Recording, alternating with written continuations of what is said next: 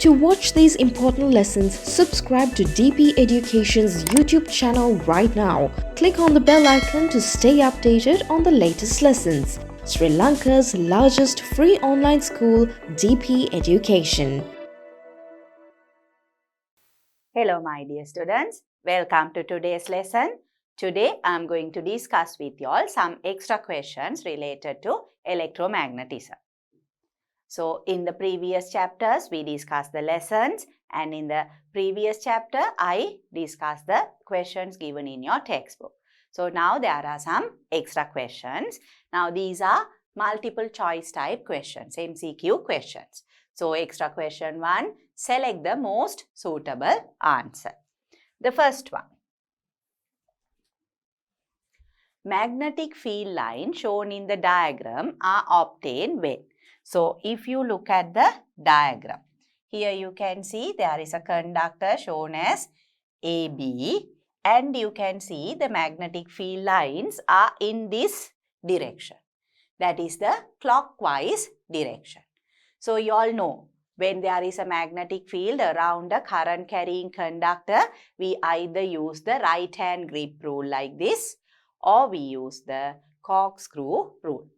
So if we use the right hand grip rule, you all know the thumb points to the direction of the current flow through the conductor and the rest of the fingers towards the magnetic field.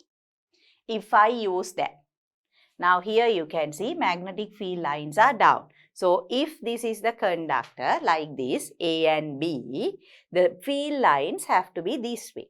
So it has to be like that. Then the thumb points downwards. So the current flow has to be from A to B. Current flow should be from A to B. If you use the corkscrew rule, what is that? When you have the corkscrew like that, you rotate the corkscrew this way, then the tip of the corkscrew will move downwards. Then it's going to be clockwise rotation. So there also, you know, when the magnetic field lines are this way, the current flows downwards. So the current flow will be from A to B. Now if we read the answers.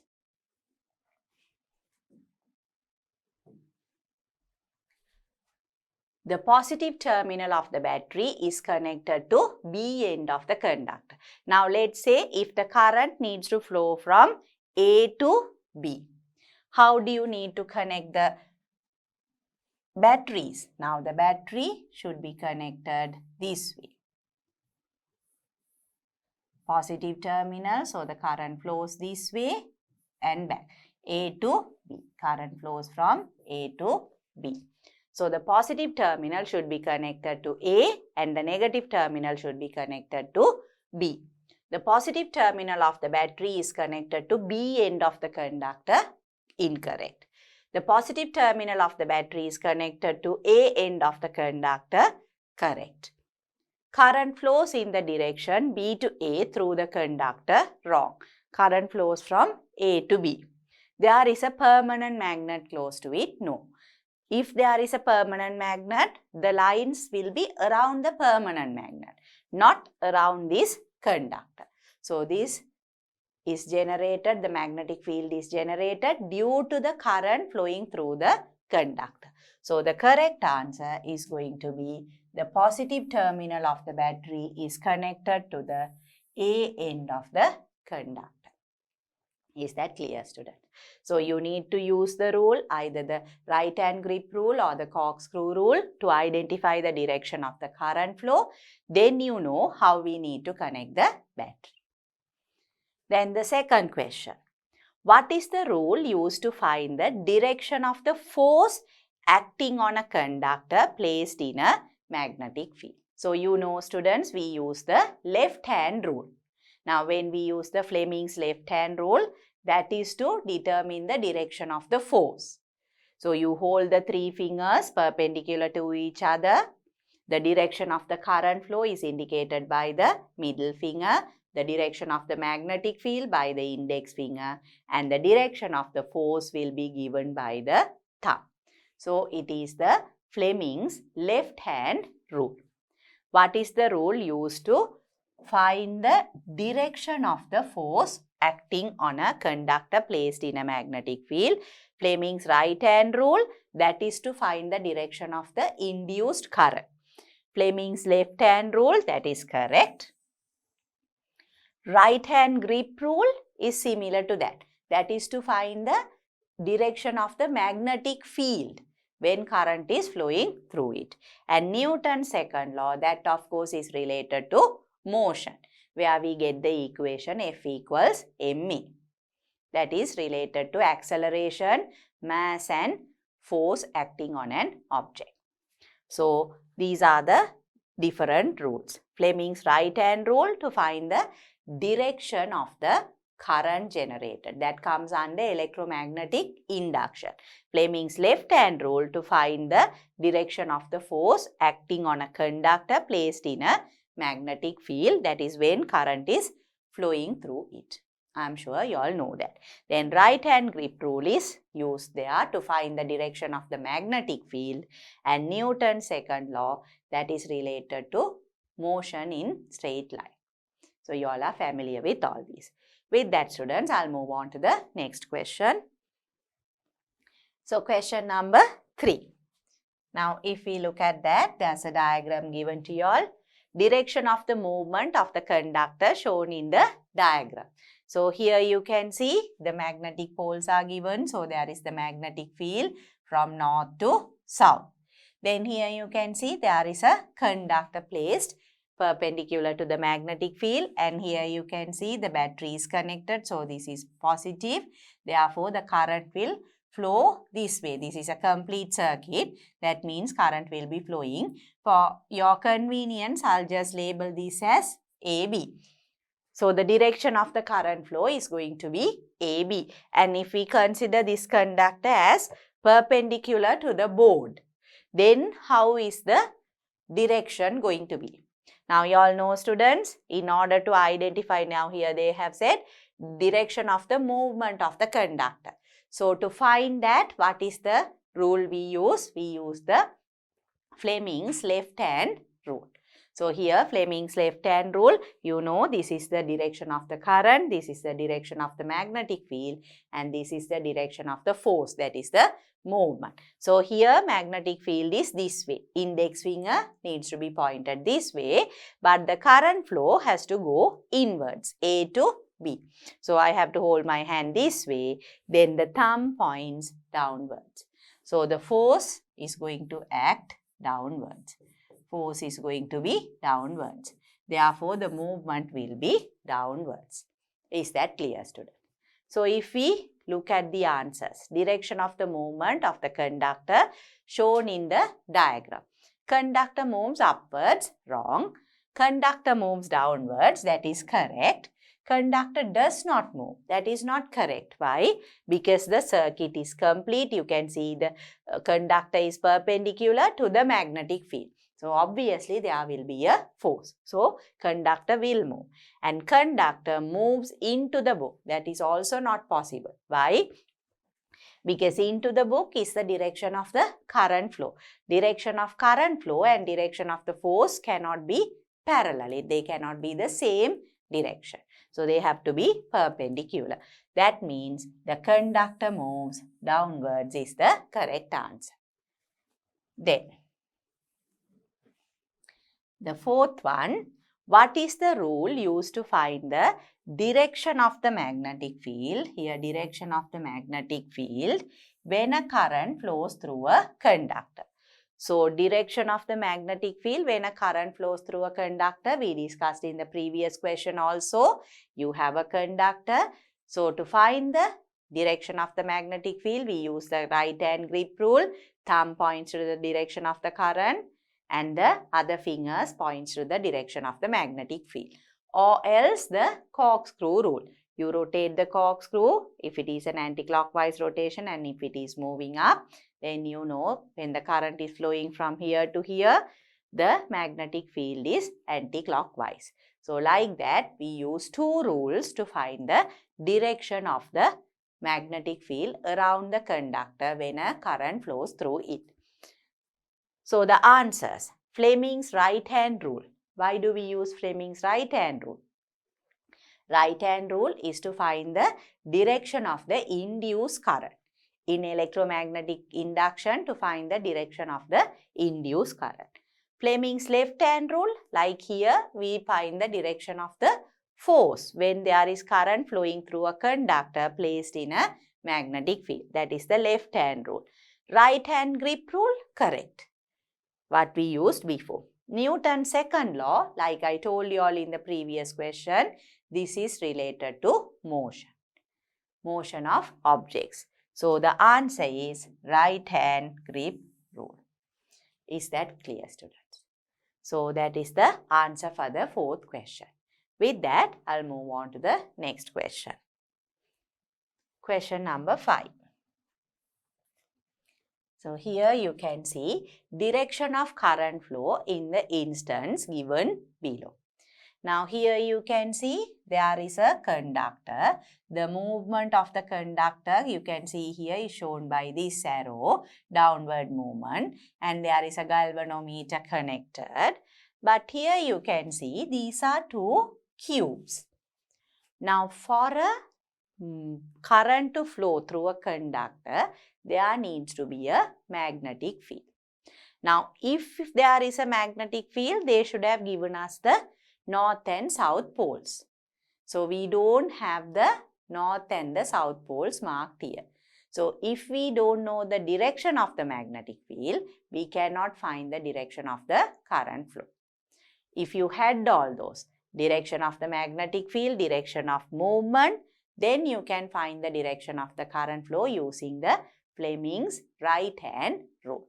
But here we don't know how the magnetic field is. Then we can't find the direction of the current flow. So direction of current flow. The question is direction of current flow. A to B, B to A, we can't say what direction. Because if it has to be B to A, then the field has to be that way. Direction of the motion is this way, then current will flow from A to B. But if the magnetic field was this way, then still the motion is down, current will flow from B to A. So depends on whether this is north or this is north, the direction of current flow will vary. So first two answers you can't say. There is no current flow, that also we are not sure because they don't say anything about the galvanometer. Then the fourth one, given information is insufficient to find the direction. That of course is correct because we don't know the magnetic field direction.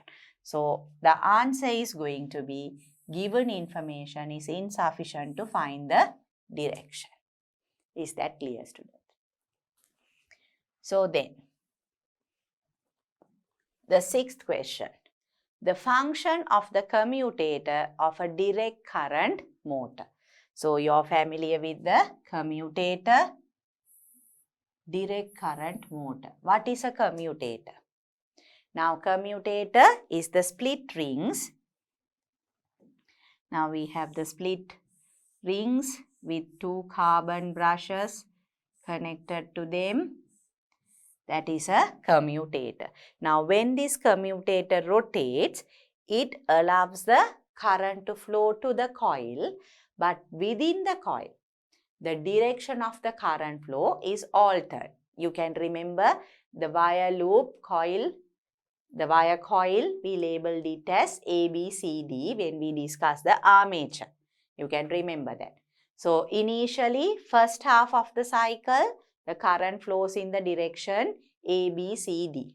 In the second half of the rotation, current flows in the direction D, C, B, A. Because you can remember when we have that. Now, if this is the coil, initially it's connected to these split rings and the brushes like that.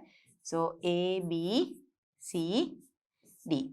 When it rotates half turn, what happens? It becomes like that. D, C, B, A. Still the split rings remain the same and the brushes are there. So here the split rings are there. So what happens? Now, initially the current flows from ABCD direction. Now the current is flowing in the DCBA direction. So, the commutator facilitates the change of current flow through the wire loop. Is that clear?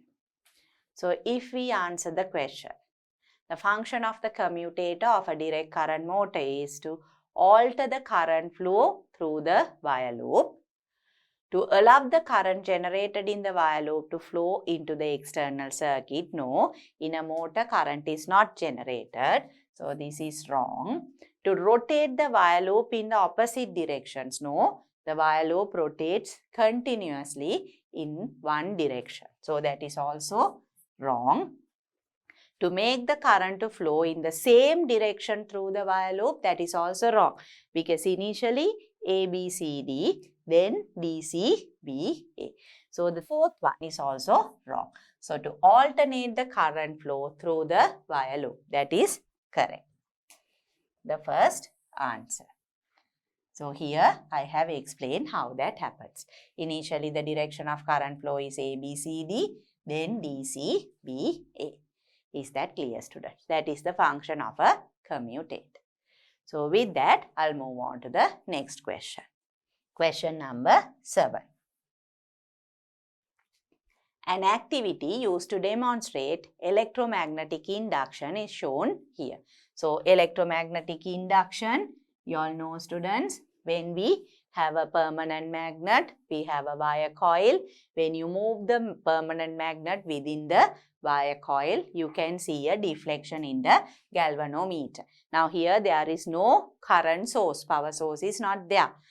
So, if there is a deflection in the galvanometer, that means there is a current flow. So, that current flow has been induced due to this movement of the magnetic field. That is what we call as electromagnetic induction. The coil has to be stationary when the magnet moves. So, there is a magnetic flux, or else if the magnet is stationary, the coil should move. Then also there will be a magnetic flux. Then there will be an induced electromotive force that will lead to the current flow. So, that is this activity. What is the correct observation of the activity? So, you all know, when you take the north pole into the coil, the galvanometer will deflect in one direction. Let's say it deflect towards the right. Then, if you hold it inside the coil, there is no deflection. When you move it away, again there will be a deflection, but in the opposite direction. So, that means the direction of the current flow depends on the direction of the movement of the magnet. And also, you all know, when the magnet and the coil are stationary, there is no current flow.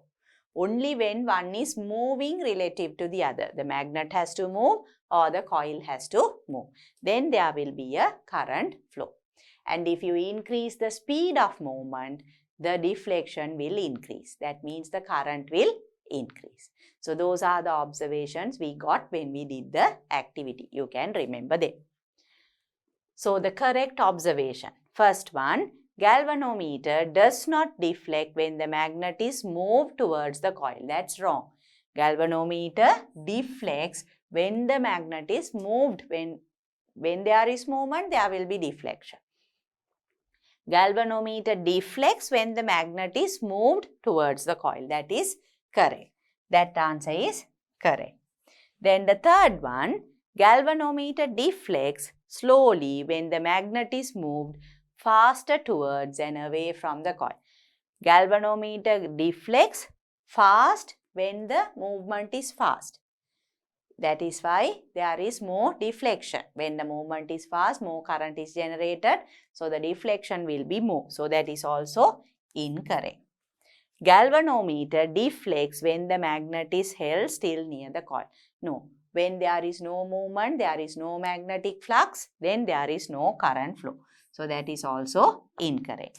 So, the correct answer is galvanometer deflects when the magnet is moved towards the coil. Is that clear, student? So, with that, I will move on to the next question. Extra question 8. The device indicated by the symbol. So when you see this, you can see the coil, the secondary coil. So this is the input, this is output. And what does this? These two lines, they symbolize the soft iron. This is the soft iron core. Soft iron core or soft iron, let's say. So the soft iron and the primary coil or the input coil and the secondary or the output coil, that is the symbol for a transformer. And by looking at the number of coils, you can identify whether it's a step up or step down transformer. If the input has more turns than the output coil, that means it is a step down transformer. If the input has less number of turns and the output has more number of turns, then it is a step up transformer. So the device indicated by the symbol diode, no. You know the symbol for diode. It is a transformer, yes. Resistor, no. Ammeter, no. So just to recall the symbols, you all know all these symbols, students. Diode, we use a triangle like that. That is the symbol of a diode. Resistor, you know, normally it is like this or it is like that, resistor. Then ammeter, we use the symbol like that. A diode, both of these are resistors and that is the ammeter. So the symbol given there is the transformer.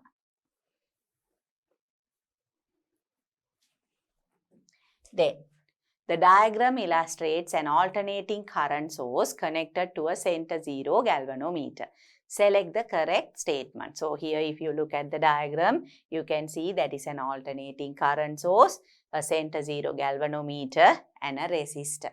Resistor to reduce the current flow, center zero galvanometer to observe the direction of the current flow. So that is an alternating current flow. So that means the galvanometer will deflect in both directions.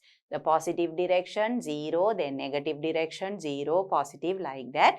It will oscillate between the two sides, positive and negative current. So here, indicator of the galvanometer deflects only in one direction. No, indicator of the galvanometer will oscillate in the positive and negative directions. Correct? Indicator of the galvanometer deflects in opposite directions. Now, there is a difference between the second and the third point, students. Now, from 0 here, if it deflects this way and comes back to 0, that is also deflecting in opposite directions. But if it is an alternating current source, it has to go to the negative current as well. So, the second answer is more appropriate. If you look at the fourth one, indicator of the galvanometer does not deflect, that is anyway not correct. So, here the indicator of the galvanometer will oscillate in the positive and negative directions. So, that is the answer. You have to remember that. You will get positive current and negative current. So, with that, I'll move on to the next part. Question 10.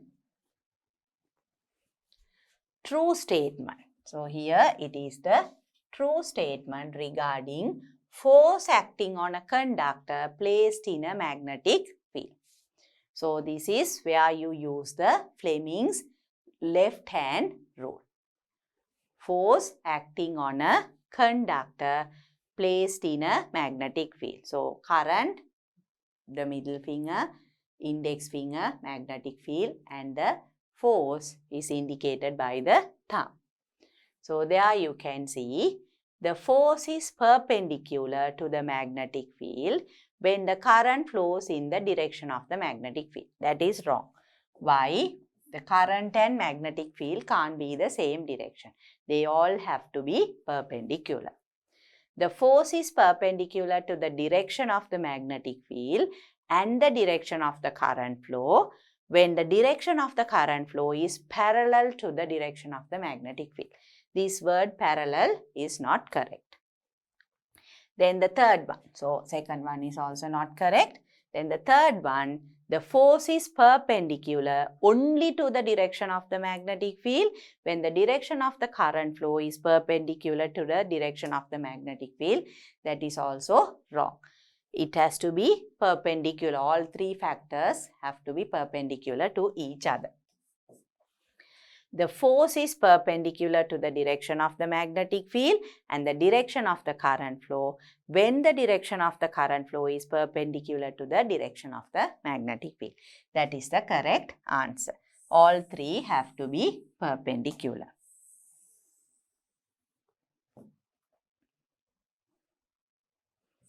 So here the answer is this. You have all three perpendicular. The force is perpendicular to the direction of the magnetic field and the direction of the current flow, and also the direction of the current flow is perpendicular to the direction of the magnetic field. Is that correct? So that's the force acting on a conductor placed in a magnetic field when a current flows through the conductor. It is the fourth answer. With that, students, I'll move on to the next question. Question number 11. Answer the question related to the transformer shown in the figure. So, they already say that it is a transformer. If you look at the transformer, you can see the primary coil, secondary coil, both are marked. As you look at the diagram itself, you can see less number of turns here, more number of turns there. So, you know it is the step-up transformer. Step-up transformer. Then the number of turns are given 200 turns and 400 turns. So, if you look at the question, you can see the primary coil is connected to an alternating current supply. That also you know alternating current supply because the transformer works only with alternating current or changing direct current. You switch on and off the direct current, then the transformer will work. Continuous flow of direct current, transformer does not work. So, alternating current supply of 30 volt and 2 ampere current passes through it. What is the current in the secondary coil? So, they are asking for the current in the secondary coil. So, to do that, what do you need? You can remember there are two equations that we discussed. One is number of turns in the primary coil divided by number of turns in the secondary coil equal to voltage of the primary coil divided by voltage of the secondary coil. Now, using this, we usually find the voltage of the secondary coil. Then there is the other equation where we say the power input is equal to power output. I'll write it again. So, V primary into I primary is equal to V secondary into I secondary. So, to find the current in the secondary coil, we need to use the second equation. But for that, we need to know the output voltage. So, you can find the output voltage using the first equation. So, first, second equations. So, there in the first one, if we rearrange, you can remember V secondary over V primary equals N secondary over N primary. That means V secondary is equal to, you can see there, number of turns, secondary 400 divided by primary 200 into voltage supplied to the primary coil. You can see here 30 volt. So, 30 volt. Then, of course, if you simplify, you get it as 60 volts. Then, if we substitute that in the second equation, V primary into I primary equals V secondary into I secondary. So, there we know the V primary 60 volt into I primary, we know the V primary, that is 30 volts. There I have written 30 volts. So we need the I primary. If we check that, you can see here it is 2 ampere current. So then 2 ampere current, we have already calculated the output voltage 60 volts. We need to find the I secondary. So I secondary is going to be 30 volts into 2 amperes divided by 60 volts. So when you simplify 2, if you simplify this, you get the answer as 1 ampere. So the output voltage is 60 volts, output current is 1 ampere. This is how you calculate. But I have told you all before. Now when you have the number of turns, what is the relationship? You can remember, students. N primary is to N secondary, 200 is to 400. That means 1 is to 2. Then V primary is to V secondary, 1 is to 2. But I primary is to I secondary, 2 is to 1. Can you all remember this? When voltage increases, current decreases. So you take the number of turns, 1 is to 2, then I primary is to I secondary, 2 is to 1. So you know the primary current is 2 amperes. You can directly calculate the secondary current as 1 ampere. So I have shown you all the working. In addition to that, you can use this method. So for an MCQ, you can use this. If it's difficult, you can use the calculation also, but that takes a little more time. So here the answer is going to be 1 ampere. Is that okay? What is the current in the secondary coil? So you have to see alternating current supply of 30 volts and 2 amperes to the primary. So 30 volts becomes 60 volts in the secondary output, whereas 2 ampere current becomes 1 ampere current in the output. Is that clear, student? So the answer is 1 ampere current. With that, I'll move on to the next question. Then question number 12. So first we'll read the question, then I'll explain the diagram to you. BC rod is hung horizontally by 2 lightweight conductive fibers AB and DC. So here you can see in the diagram, this is the BC rod. AB and CD are the 2 fibers, conducting fibers. A magnetic field is acting perpendicular to the plane of the paper and into the paper. So here you can see these cross marks, you can remember magnetic field into the paper and it is perpendicular. Electric circuits are connected across to A and D ends of the fibers. So here you can see the electric circuit. A and D ends of the fibers are connected to the electric circuit. So plus and minus. The 3 ways they are connected are shown as A, B and C in the diagram. Diagram A, diagram B and diagram C. So they want you to answer the question. So there you can see which answers show the correct relationships of the tension between the fibers. Here the answers give you T1, T2 and T3. So here T1 in diagram A, T2 in diagram B and T3 in diagram C. So that is the question. Now we will try to understand the diagram. Now you can see there is a power source, batteries. So from there current will flow through. Now in this this is the fiber AB, then conductor BC. Now in this conductor current will flow this way. There is current flow, there is magnetic field. So which rule do we use? We use the Fleming's left-hand rule. So magnetic field is going into the plane index finger into the board and the current flow is from B to C direction. Then the thumb points upwards. So here you can see the tension is here. Now the thumb points upwards, no? So what is going to be the direction of the motion? It will move upwards. So when the rod is moving upwards, what will happen to this fiber? It will become flexible.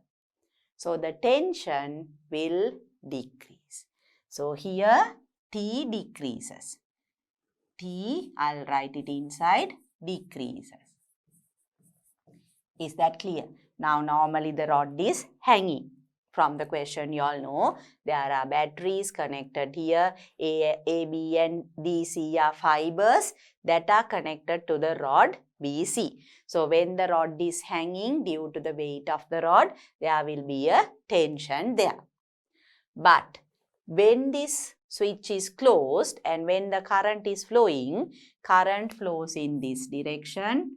The magnetic field is into the board. So when you use the left hand rule, current is this way. The second finger current, magnetic field into the board and the force is acting upwards. Force upward. Force upwards. So because of that, the conductor BC is pushed up. Therefore, the tension decreases. Is that clear? Now look at the second diagram. Here what has changed? You can see the battery. This is plus, this is minus. The switch is closed. So the current will flow this way and current will flow in the CB direction. Still the magnetic field is into the board. So magnetic field into the board, but when you turn your hand, the direction of the force is down. So direction of the force is going to be down. Then what will happen? The BC conductor will move down. When it moves down, it will try to pull the fibers. So what will happen to the tension? Tension will increase. T2 increases. So here it is T1 decreases. T2 increases. Now look at diagram C. Here the batteries are the same as the first one, plus and minus. Magnetic field still into the board. So current will flow in this direction, current I. But look at the switch here. Switch is open. So that means there is no force. Only when there is current flowing through a conductor placed in a magnetic field, there will be a force. So here, no force. So that means this conductor BC only has the mass. Due to the mass, there will be a tension. That is T3. That is normal tension. Normal tension. So, in all these, the mass is there. There is the tension. In addition to that, here the conductor moves upwards, BC moves upwards. Therefore, T1 decreases. Here the conductor is pulled downwards, moved downwards. Because of that, T2 increases. So, T3, there is no force. Therefore, it is normal. So, what is the order going to be? T3 will have the normal tension, T1 will be less and T2 will be more. That is how you will have the order, or you can write it the other way. Here it is given the other way. So T2, T3, T1. You have to find this answer. T1, T2, T3 in order? No. T1, T3, T2. That is also not correct. T1 is equal to T3, which is greater than T2. That is also wrong. T2 greater than T3 greater than T1. That is this answer. So, this is the correct answer. Is that clear, students? So, this is a question where you need to really think and answer. you need to relate it to the Fleming's rule, where there is a conductor placed in a magnetic field, and when current is flowing through the conductor, there is a force acting on it. Because of that, the tension changes. That is how you need to consider this. Is that clear, students? So with that, I'll move on to the next question. Extra question 13. So here, the power supplied to the primary coil of a transformer of 100% efficiency is 200 watts. If the voltage across its secondary coil is 10 volt, what is the current flowing through the secondary coil? Now, the power supplied to the primary coil of a transformer is 100% efficiency is 200 watts. If the voltage across its secondary coil is 10 volt. So, primary coil, they have said power supply is 200 watts. But you know, Vp into Ip is equal to Vs into Is. So, this is given to us. This is given as 200 watts. That is equal to, we know the secondary voltage 10 volts into, we need to find Is. So, you need to rearrange. So, there Is is going to be 200 divided by 10, that is 20 amperes. That is the answer. 10 ampere, 20 ampere, 40 ampere, 50 ampere. It is 20 amperes. Is that clear, students? So then, question number 40. Diagrams given below show the magnetic field formed around a current carrying wire called AB. So, if you have this symbol, circle with a dot in the middle, magnetic field out of the paper. Circle and a cross in the middle, magnetic field into the paper. And the arrow points to the direction of the current flow. So, here we need to indicate the, use the right hand grip rule or the Maxwell corkscrew rule. Right hand grip rule is easier to apply in this.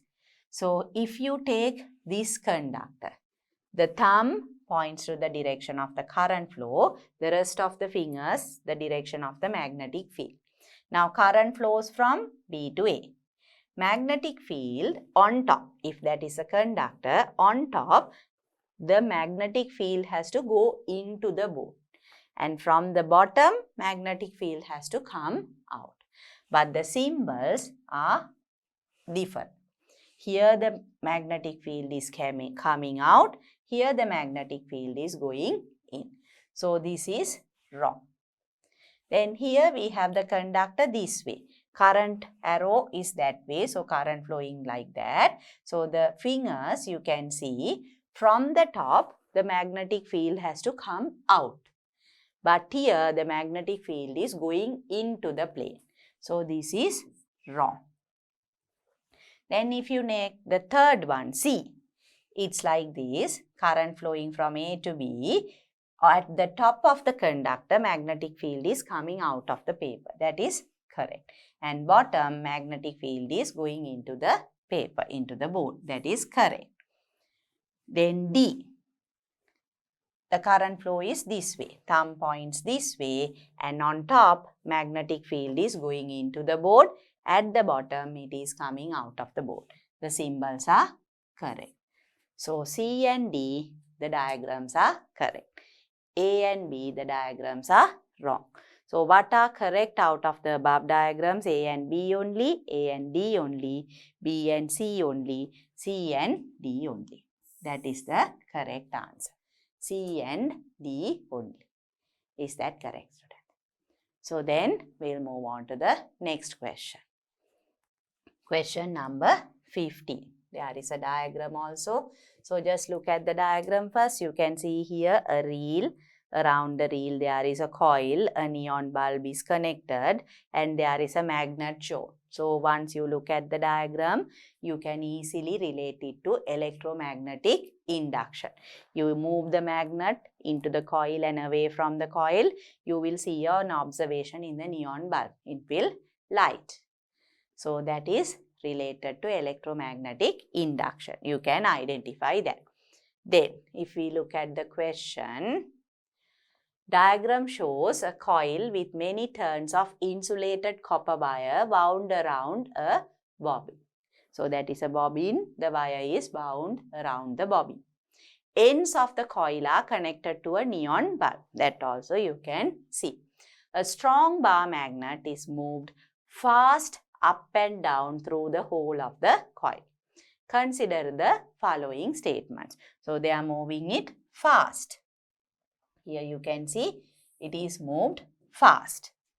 First one, a neon bulb instantly glows when the magnet is moved fast into the coil. That is correct. When it is going into the coil, it lights. Neon bulb instantly continues to glow when the magnet is kept inside the coil. Does it continue to glow? No. Only when there is a movement, there is a magnetic flux, then only there will be an induced current. So A is correct, B is incorrect. Neon bulb instantly glows when the magnet is moved fast away from the coil. That is also correct. So here you have to remember, students, now the neon bulb, when the current flows through it, it will light irrespective of the direction of the current flow. So there you have to consider when the magnet moves into the coil, there is induced current. When it is moving out of the coil also, there is induced current. But when you keep it still, there is no induced current.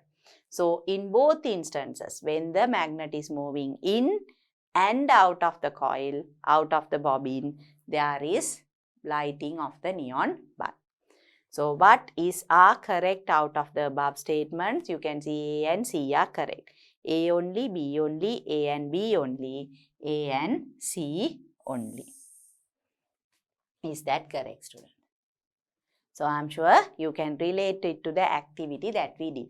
In the activity, we used a galvanometer to observe the direction of the current flow. Now here we use the neon bulb just to observe the current flow. We cannot understand the direction of the current flow. You have to keep that in mind. So in these, students, now like I told you all before, in the activity we use a galvanometer to see the direction of the current flow. But in this activity, they have used a neon bulb. You have to keep in mind, neon bulb can light with alternate current and direct current both. So you can use neon bulbs with alternate current and direct currents. So therefore, these observations are correct. So that is, when you move the magnet inwards or outwards, there will be a glow. But when the magnet is kept stationary, there will be no glowing or the lighting of the neon bulb. Is that clear, student? So that means statements A and C are true. So with that, I'll move on to the next question. Question number 16. Which graph indicates the variation of the induced electromotive force of a bicycle dynamo with time? Bicycle dynamo induces alternating current, or it produces alternating current. So if you look at the first graph, EMF is electromotive force. It is a straight line only in the positive direction. So that means it's a direct current. So this is a direct current. Then it is not correct. Now here you can see there is the wave like that, electromotive force with time. There is positive and negative current. So that is an alternating current. That is correct. Now in this one, if you look at the third answer, EMF, only part of the wave, half the waves are shown there. So you know this is the graph that we normally obtain from half wave rectifier. You can remember that from rectification, half wave rectifier. Then if you look at the fourth one, again it is the positive current, only in one side of the x-axis, only positive currents, but there is fluctuation in the current. It comes to 0. So you know this is usually the full wave rectified. You are familiar with this. This is obtained after full wave rectify. But still, these are all direct currents. 1, 3 and 4, they are all direct currents. Only the second one is alternating current. So, bicycle dynamo produces alternating current. The answer is the second answer because it is the bicycle dynamo. I am sure you have selected the correct answer. With that, students, I'll move on to the next question. Question number 17. So, here also they have given a diagram. The diagram shows how a freely suspended wire frame is connected to an electrical circuit with a switch. So, if you look at the diagram, you can see the switch there. Then the power supply, you can see plus and minus. So, when the switch is closed, current will flow in this direction. So, current flows this way, A to B and that way. Then you can see here they have shown the south pole of the magnet and the north pole here. So, the magnetic field is going to be this way from north to south. Then they have shown the directions X and Y also. You can understand that. Perpendicular to the horizontal arm AB of the frame. So, this is the horizontal arm AB of the frame. A magnetic field is imposed vertical. So, vertically magnetic field, it is horizontal like that. So, they are perpendicular. When the switch is closed, the arm AB will, what will happen to the arm AB? So, current flow this way. When the switch is closed, AB current is going to flow that way. There is the magnetic field current. So, what is the rule? It is the left hand rule. So, you have it perpendicularly like that. Magnetic field is upwards. Current is AB this way. Current AB, north to south magnetic field. So, the movement shows outwards. If I hold it this way, so it is towards the direction X. Is that okay? The conductor current flows from A to B, the middle finger. Field is from north to south, that is upwards. So, the thumb points towards the X direction. So, it is towards the X direction. Move to X direction, move to Y direction, rotate anti-clockwise, rotate clockwise. No, it will move towards the X direction. That is the correct answer. Is that clear, student? So, whatever the diagram, however they show the connection, when it is magnetic field, current flowing through a conductor placed in a magnetic field, you have to consider the Fleming's left hand rule. Then you can find the direction of the force. Is that clear, student? So, with that, I'll move on to the next question. Question number 18. A factor that does not affect the magnitude of the induced electromotive force. Induced electromotive force. So, you have a magnet, perpendicular to the magnetic field, you have a conductor. And when the magnet is stationary, if you move the conductor perpendicular to the direction of the magnetic field and the direction of the conductor, then there will be an induced current. Or else, when the conductor is stationary, if the magnet moves also, there will be an induced electromotive force. So, to identify the direction of the current flow, we use the Fleming's right hand rule. We use the Fleming's right hand rule. So, there, the factors that affect. What are the factors?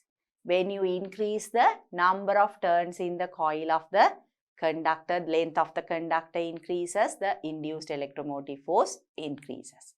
Strength of the magnet increases, then also the induced electromotive force increases. And also, when you move it faster, if the magnet is moved faster or the coil is moved faster, faster the motion, greater the induced electromotive force. So, three factors: number of turns, strength of the magnetic field, speed of motion. So, if we look at the factors, number of turns in the coil, yes. Strength of the magnet, yes. Speed of the motion of the coil, yes. Direction of motion of the coil, that determines the direction of the electromotive force and the direction of the current flow thereafter. But it does not affect the magnitude of the induced electromotive force. So, here it is the magnitude. So, that means the answer is direction of motion of the coil. A factor that does not affect the magnitude of the induced electromotive force, that is direction of motion of the coil. Is that okay, student? So, then question number 19. What is not an application of the action of a force on a current carrying conductor placed in a magnetic field? So, again related to Fleming's left hand rule, you have a conductor placed in a magnetic field. When current is flowing through it, there is the force acting on it. Based on that, we have the direct current motor, the loudspeaker, analog ammeter, galvanometer, and the analog voltmeter.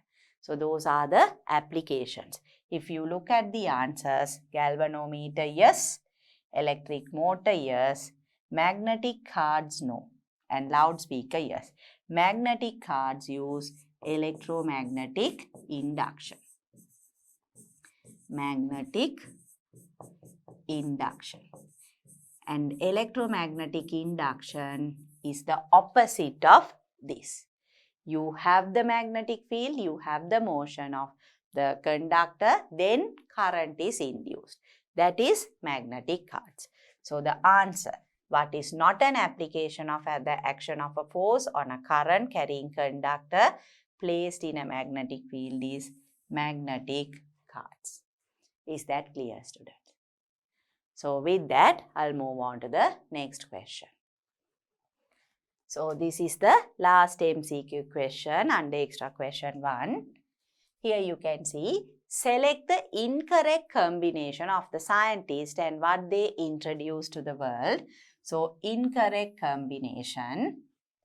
Now, if you look at the first one, Michael Faraday, electromagnetic induction, that is correct. He was the one who first introduced electromagnetic induction to the world, that is Michael Faraday, that is correct. We have discussed that. Then Hans Christian Ørsted, magnetic effect of current, yes. He is the one who said when there is a current flowing through a conductor, there is a magnetic field acting around it. Hans Christian Ørsted, that is also correct. Then James Maxwell, direction of magnetic field around a current carrying conductor. That is why we have the Maxwell corkscrew rule. That is by James Maxwell. That is also correct. Maxwell corkscrew rule. Then the fourth one, Alexander Fleming, direction of the force acting on a current carrying conductor placed in a magnetic field. This is incorrect. Can you all understand why? Now, you might think, okay, Fleming's right hand rule and Fleming's left hand rule. But that is not Alexander Fleming. That was proposed by a scientist, Sir John Ambrose Fleming. He is the one who actually proposed the Fleming's right hand rule and left hand rule. So, direction of the force acting on a current carrying conductor placed in a magnetic field, Fleming's left hand rule, that was by Sir John Ambrose Fleming. But you have heard about Alexander Fleming. He actually discovered the vaccination. Alexander Fleming, vaccination. So, we have learnt about Alexander Fleming. You can remember he is the one who initially discovered penicillin from the fungus Penicillium. That is an antibiotic. So, Alexander Fleming is related to antibiotic, whereas the direction of the force acting on a current carrying conductor placed in a magnetic field, that was introduced by Sir John Ambrose Fleming. But these three come under the same lesson. These three scientists, Michael Faraday, electromagnetism, Hans Christian Ørsted, magnetic effect of current, and James Maxwell, the direction of magnetic field around a current carrying conductor. Alexander Fleming is related to antibiotics, whereas this was introduced by Sir John Ambrose Fleming. Is that clear, student? So the answer to this question, the incorrect combination is the fourth one. So that is the answer. With that, I have come to the end of this chapter. In the next chapter, I will discuss some more extra questions with you. To watch these important lessons, subscribe to DP Education's YouTube channel right now. Click on the bell icon to stay updated on the latest lessons. Sri Lanka's largest free online school, DP Education.